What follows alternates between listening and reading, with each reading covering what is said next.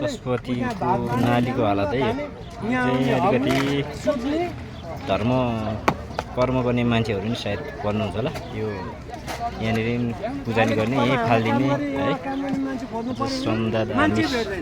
श्रमशक्ति पार्टीका श्रमदाता अगुवाहरूले चाहिँ यता हामी नाली साफ गरिरहेको छौँ है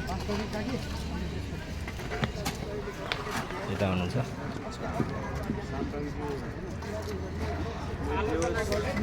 यता चाहिँ भान्जा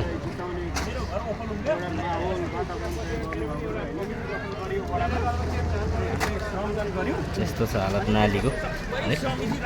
आज श्रमदान भव्यको साथ भइरहेको छ यहाँ अलिकति पशुपति विकास